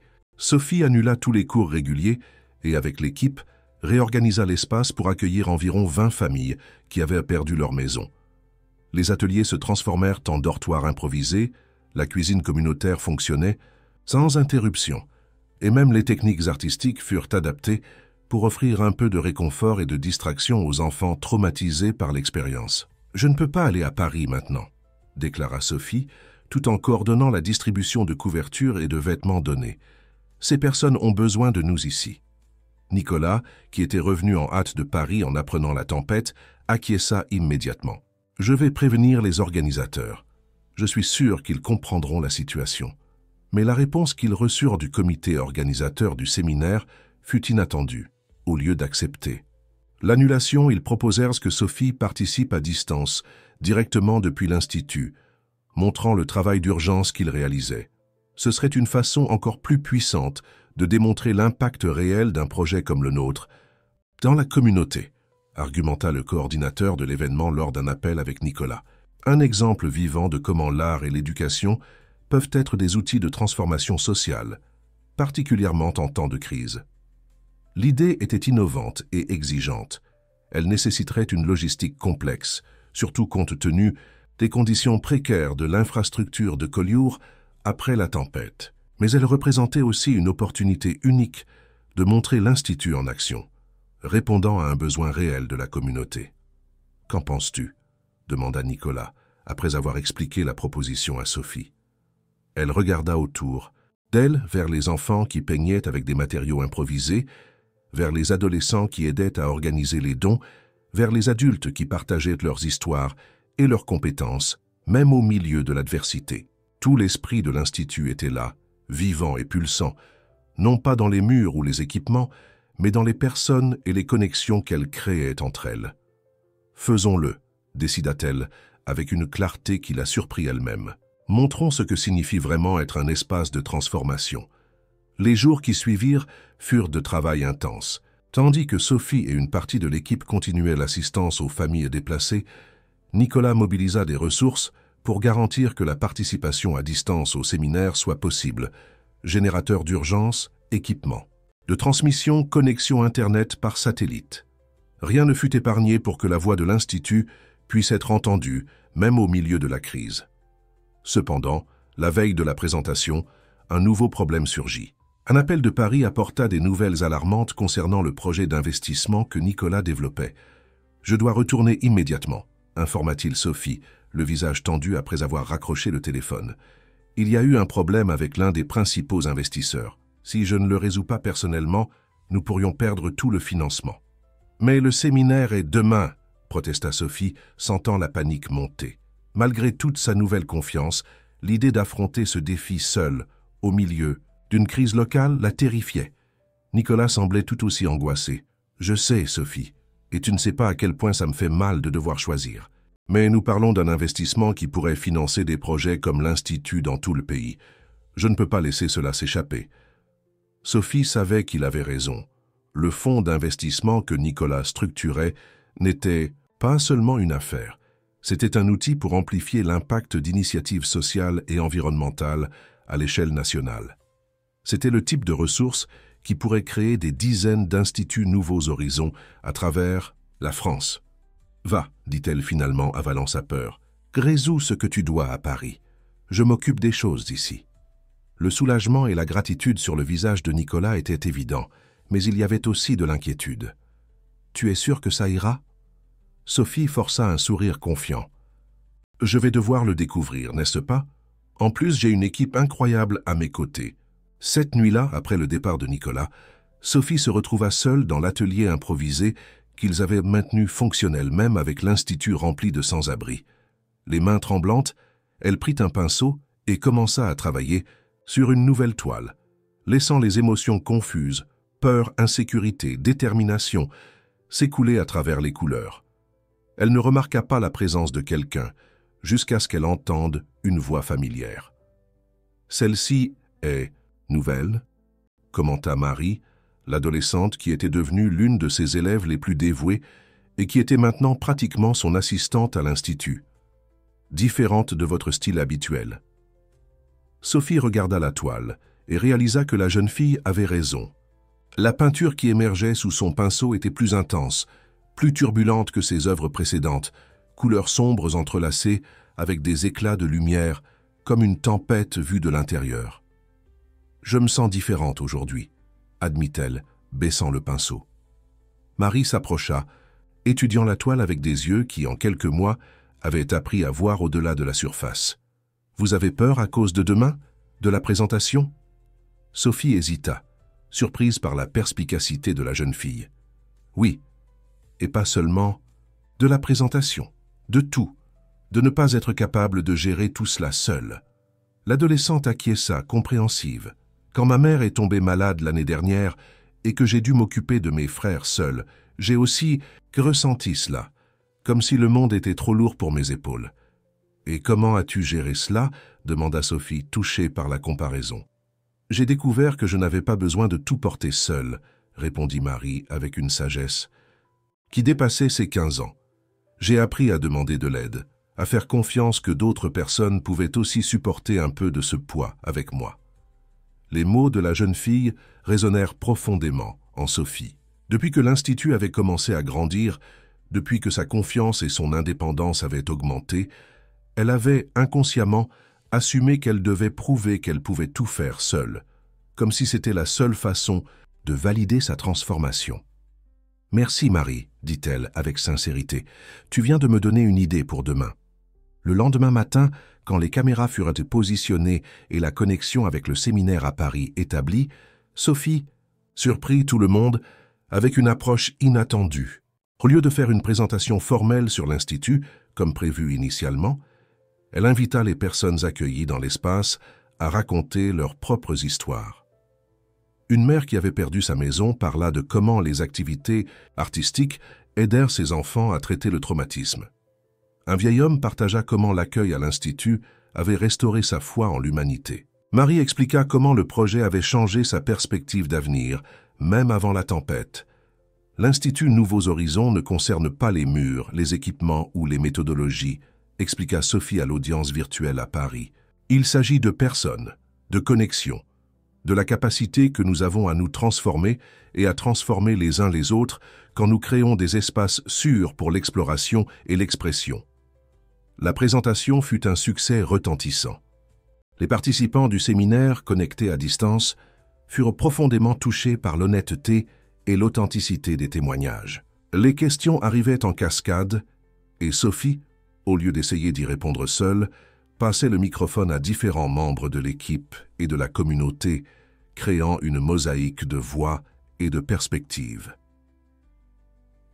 Lorsque la transmission se termina enfin, Sophie s'accorda un moment de pur épuisement et de soulagement. Elle avait réussi, non seulement à surmonter le défi, mais à le transformer en quelque chose de bien plus significatif qu'elle n'aurait jamais pu planifier. Son. Téléphone vibra avec un message de Nicolas. « J'ai tout regardé en streaming. Je suis sans mots. Tu es extraordinaire, Sophie.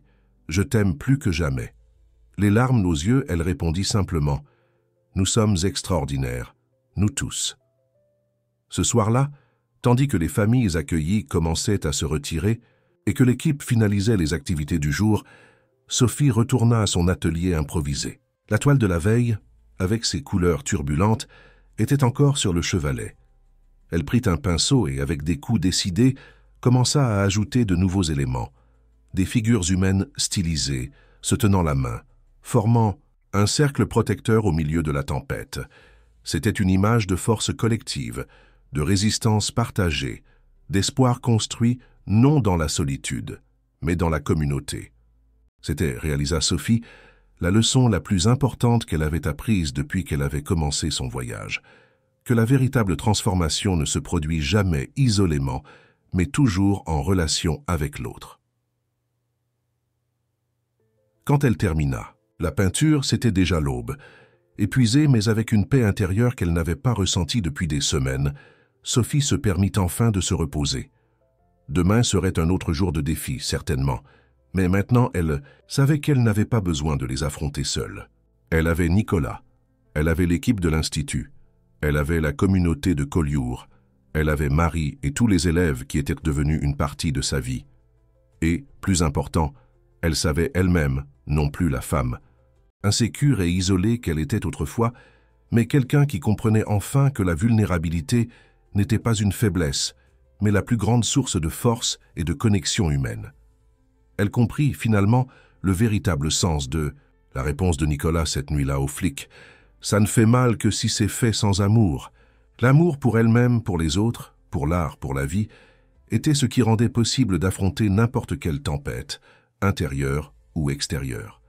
Et cet amour, Sophie le savait maintenant avec certitude, n'avait jamais été quelque chose à trouver à l'extérieur d'elle-même, mais un trésor qui avait toujours été en elle, attendant simplement le courage d'être découvert et partagé. Un an s'était écoulé depuis la tempête qui avait transformé l'Institut Nouveaux horizons en centre d'accueil. Ce qui avait commencé comme une réponse d'urgence à une crise était devenu partie intégrante de la mission élargie du projet. Au-delà des activités artistiques régulières, l'Institut maintenait désormais un programme permanent de soutien communautaire, offrant des cours de soutien scolaire jusqu'à une assistance juridique pour les familles en situation de vulnérabilité.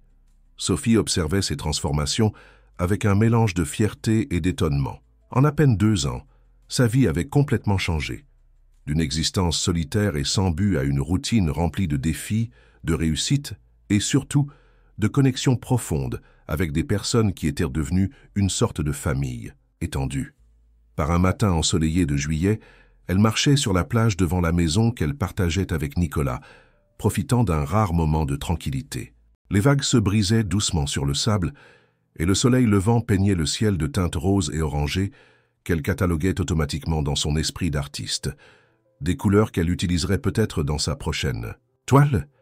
Nicolas était parti pour Paris la veille au soir afin de finaliser les détails du fonds d'investissement qui se concrétisait enfin après des mois de négociations. C'était une étape importante pour lui, l'aboutissement d'un rêve qu'il portait depuis l'époque où il dirigeait son entreprise de technologie, créer un mécanisme financier qui soutiendrait des initiatives durables et socialement responsables dans toute la France. « J'aimerais que tu sois ici avec moi », avait-il dit au téléphone la veille. « Ce moment nous appartient à tous les deux. »« Je serai là en esprit », avait répondu Sophie, ressentant la familiarité douce amère de la distance. Ces derniers mois, il s'était habitué à célébrer des réussites via des appels vidéo, à partager des nouvelles importantes par message, à gérer une relation qui, bien que profondément amoureuse, devait s'adapter à des agendas toujours plus complexes. Maintenant, marchant pieds nus sur le sable humide, Sophie réfléchissait à l'équilibre délicat qu'ils avaient construit, chacun suivant son propre parcours professionnel, tout en maintenant vivant le lien qui les unissait. Ce n'était pas parfait.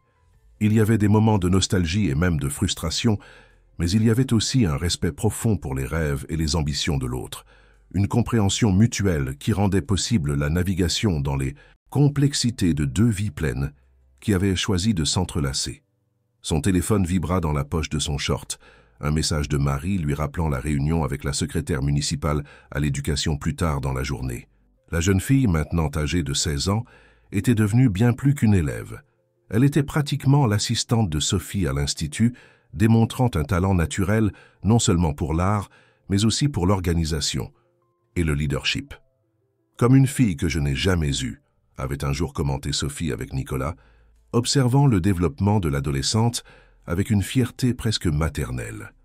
En rentrant à la maison, elle trouva sur la table du salon une enveloppe qu'elle n'avait pas remarquée la veille. Son nom était écrit sur le devant, avec la calligraphie inimitable de Nicolas. Intriguée, elle l'ouvrit et trouva une lettre manuscrite. « Ma Sophie, quand tu liras cette lettre, je serai à Paris en train de finaliser le projet qui a consommé tant de mon temps et de mon énergie ces derniers mois. Mais même immergée dans ce tourbillon de réunions et de décisions, mes pensées reviennent toujours vers toi, vers nous, vers le chemin extraordinaire que nous avons parcouru ensemble. » Te souviens-tu de la première fois que nous nous sommes vus à la fête du flic? Tu regardais par la fenêtre comme si tu cherchais quelque chose au-delà de l'horizon.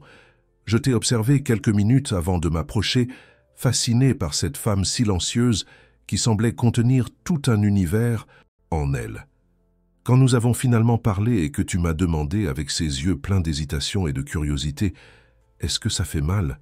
Quelque chose en moi a su instantanément que nos vies étaient sur le point de s'entrelacer d'une manière qu'aucun de nous ne pouvait prévoir. Ces 2 dernières années, j'ai eu le privilège d'être témoin de ta transformation, d'une femme qui craignait ses propres possibilités à une force de la nature qui inspire tous ceux qui l'entourent. Je t'ai vu découvrir non seulement ton talent artistique, mais ta capacité de leadership, ton empathie profonde, ta résilience face aux défis. Et à chaque nouveau chapitre de ton évolution, je suis tombé encore plus profondément amoureux de toi.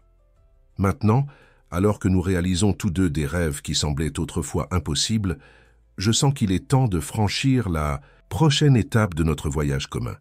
C'est pourquoi, à mon retour de Paris, j'aimerais te proposer une aventure différente de tout ce que nous avons vécu. Que dirais-tu de prendre du temps juste pour nous? 3 mois à voyager à travers la France, à découvrir des projets sociaux et artistiques dans différentes régions, à rassembler des idées et des inspirations pour l'avenir de l'Institut, sans agenda, rigide, sans engagements externes, juste nous deux explorant de nouveaux horizons ensemble, littéralement. L'Institut est assez solide pour fonctionner sans notre présence constante pendant une période. L'équipe que nous avons formée est exceptionnelle, surtout ta protégée Marie, qui a le potentiel d'assumer des responsabilités encore plus grandes. Et quant au fonds d'investissement, une fois établi, il n'exigera pas mon attention quotidienne. Quand c'est ça, dis-tu? Je suis prêt pour une nouvelle phase de notre histoire, une où nous pourrons mieux équilibrer nos réalisations professionnelles, avec le temps précieux de simplement être ensemble, nous redécouvrant l'un l'autre en dehors des pressions quotidiennes. Pense-y, nous en parlerons à mon retour. Avec tout mon amour, Nicolas. Sophie termina de lire la lettre les larmes aux yeux et une sensation de chaleur dans la poitrine. La proposition de Nicolas était inattendue et, en même temps, parfaitement alignée, avec tout ce qu'ils avaient construit ensemble. Un partenariat basé sur la croissance mutuelle, le respect des individualités et, par-dessus tout, l'amour.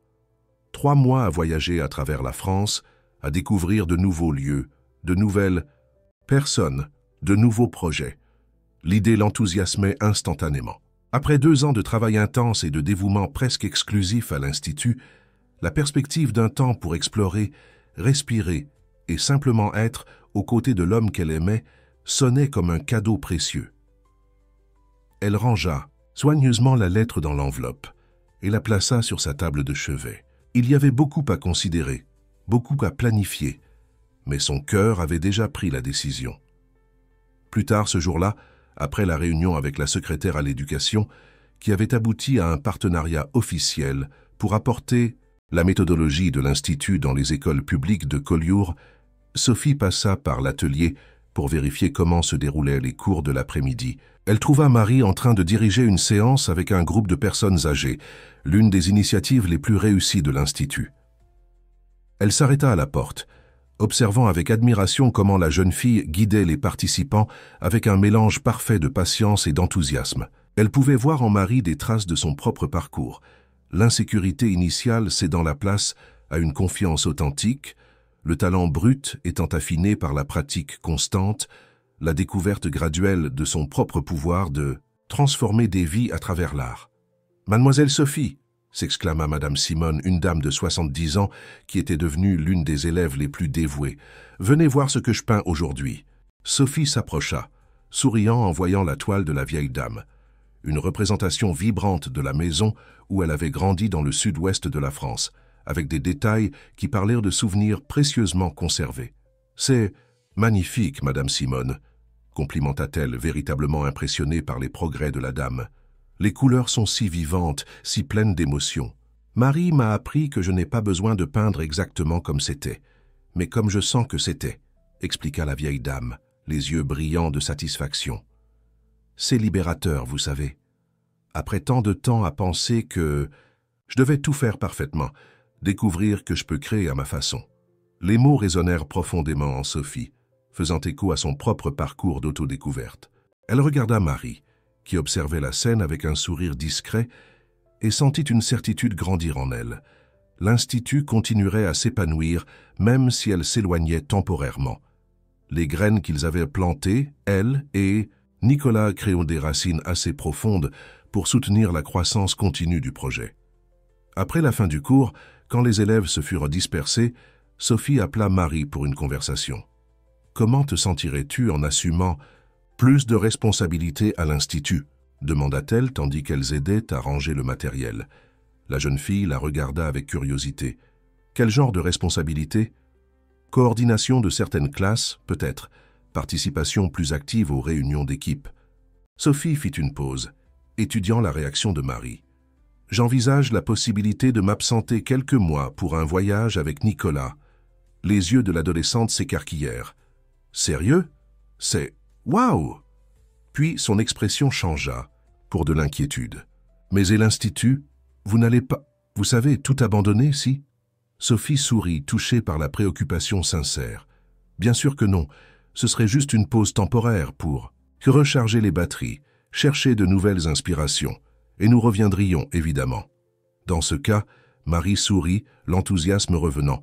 Je pense que ce serait incroyable, tant pour vous que pour l'Institut. De nouvelles idées, de nouvelles perspectives, et tu serais prête à assumer plus de responsabilités pendant mon absence?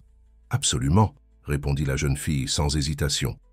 Puis, avec une maturité qui surprenait toujours Sophie, elle ajouta « Je sais que j'ai encore beaucoup à apprendre, mais je sais aussi que je peux compter sur l'équipe.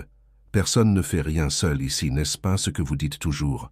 Sophie acquiesça, fière de la compréhension profonde que Marie démontrait des valeurs fondamentales de l'Institut. Exactement. Nous sommes plus forts ensemble que séparés. Ce soir-là, seule dans la grande maison au bord de la mer, Sophie ressentit une agitation créative qu'elle n'avait pas expérimentée depuis un certain temps. Elle prit sa boîte d'aquarelle, son médium préféré quand elle voulait explorer des idées plus fluides, et commença à peindre une série de petites toiles, chacune représentant un lieu de France qu'elle aimerait visiter avec Nicolas. Les gorges du Verdon avec leurs canyons et cascades, la Camargue avec sa biodiversité exubérante, les Alpes avec leur immensité blanche, la Provence avec ses couleurs intensifiées par le soleil. Chaque coup de pinceau était une anticipation, un désir, une promesse de nouvelles découvertes. Quand Nicolas revint de Paris 2 jours plus tard, il trouva les petites aquarelles disposées en mosaïque sur le mur de la chambre.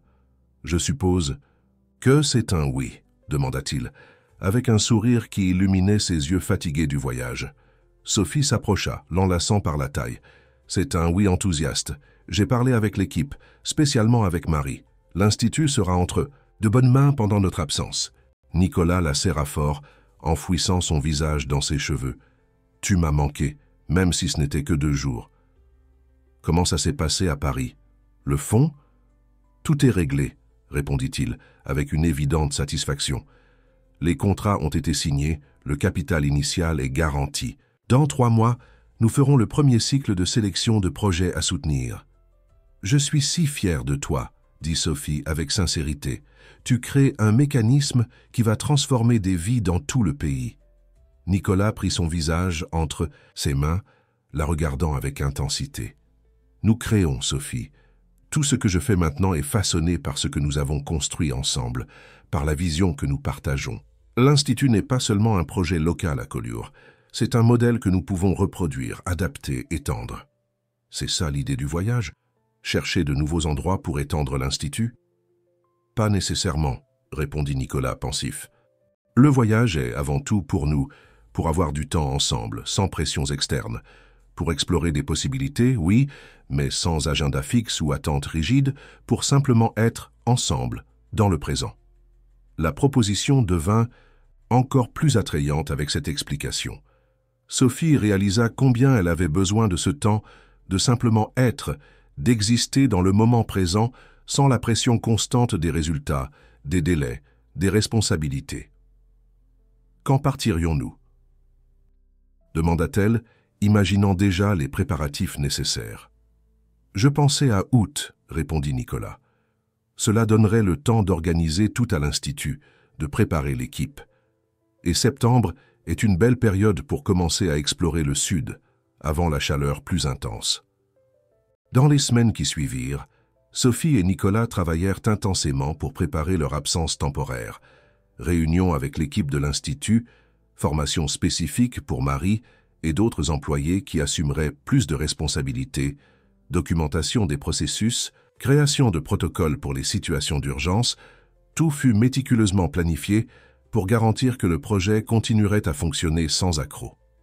En parallèle, il planifiait l'itinéraire du voyage, une combinaison de destinations touristiques traditionnelles et de localités moins connues, où il savait qu'existaient des initiatives sociales et culturelles intéressantes à découvrir. Ils décidèrent de commencer par le sud, puis de remonter vers l'ouest et finalement vers le nord, dans un grand circuit à travers l'intérieur de la France.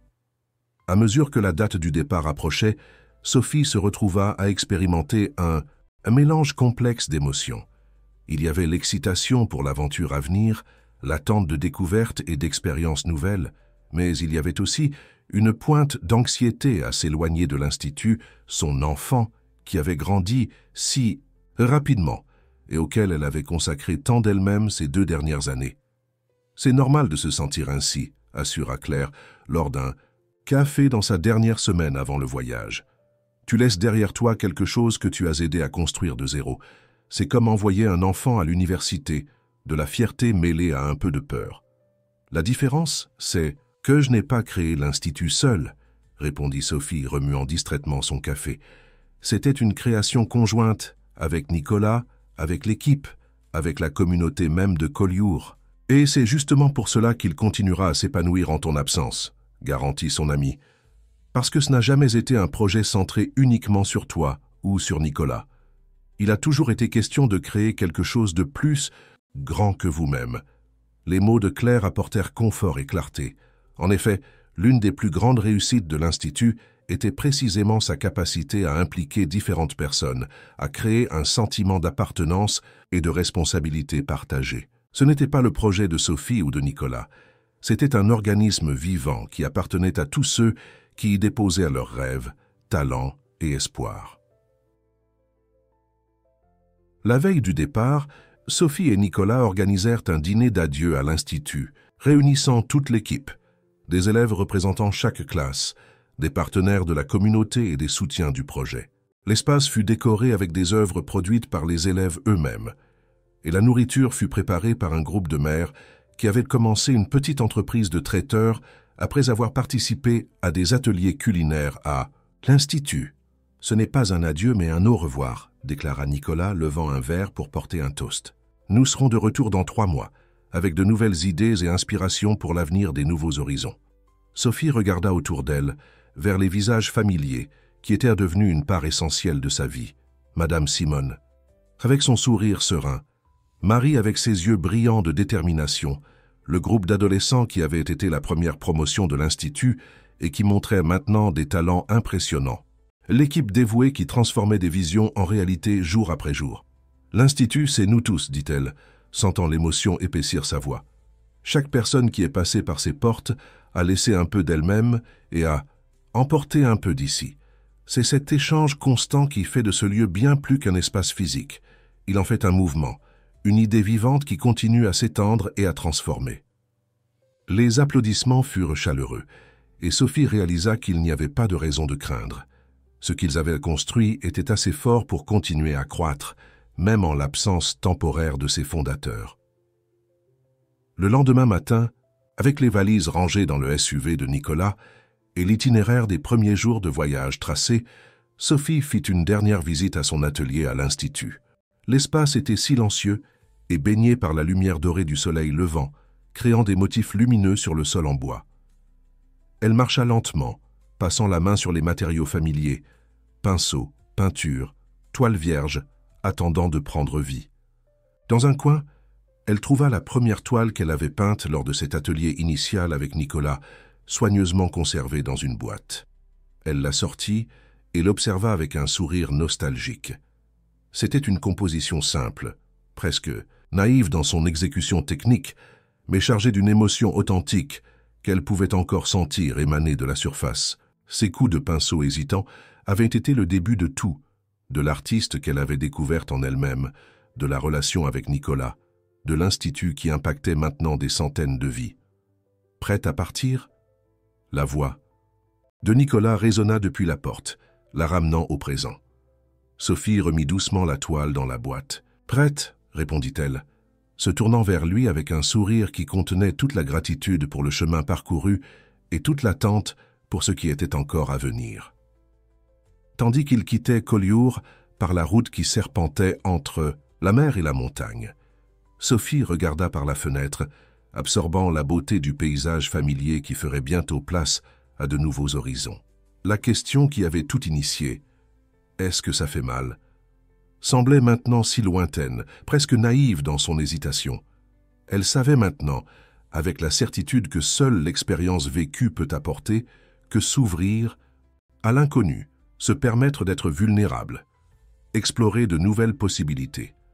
Rien de tout cela ne faisait mal quand c'était fait avec amour. Et l'amour ne manquait pas dans sa vie maintenant, sous toutes ses formes et expressions.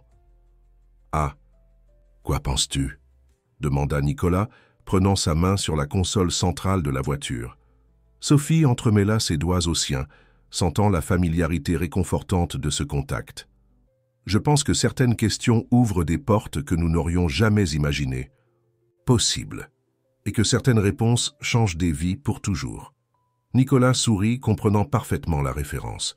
Ça ne fait mal que lorsque c'est fait sans